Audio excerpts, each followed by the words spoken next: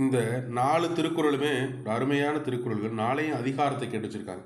பகல் வெல்லும் கூகையே காக்கை, இகல் வெல்லும் வேந்தற்கு வேண்டும் சொல்லுவாங்க. அதான் என்ன கேட்டால், பகலில் வந்து காக்கை என்ன செய்யும், கூகைனா ஆந்தையை வென்றும், இரவில் என்ன செய்ய முடியாது, வெற்றி பெற முடியாது. அதனால் காலமறிதல் தேவைப்படுதுன்றாங்க. இது காலமறிதல். நெடும்புடலும் வெல்லும் முதலை, எவ்வளோ பெரிய நீரில் என்ன செய்யும், எந்த ஒரு விலங்கையும் முதலை என்ன செய்யும், வெற்றி பெறும். ஆனால் நீரை விட்டு வெளியே வந்து நிலத்துக்கு வந்து அப்படின்னா செய்யும், முதலை எந்த ஒரு விலங்காக இருந்தாலும் முதலையை வெற்றி பெற்றலாம். அப்போ என்ன கேட்டால் இது என்ன இடமறிதல் சொல்கிறோம். அதுக்கடுத்து பாருங்க, காலால் கலரினும் நரியடும் சொல்லுவோம். அதான் என்ன கேட்டால், ஒரு யானை சரிங்களா, மற்ற ஒரு பெரிய படை வீரர்களையோ அல்லது பாகனையோ தூக்கி எறிஞ்சிடும்.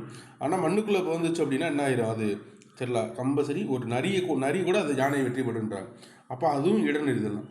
பிழிவில் சாக்காடும் அச்சிரும். அதான் கேட்டால் பெரிய ஒரு இதில் எவ்வளோ பெரிய ஒரு மயில் ரேகை வந்து ரொம்ப வெயிட் கம்மியாக இருந்தால் கூட அதிகமாக எதுனா என்ன செய்யும், வண்டி பாரம் தாங்காமல் உடஞ்சிரும்.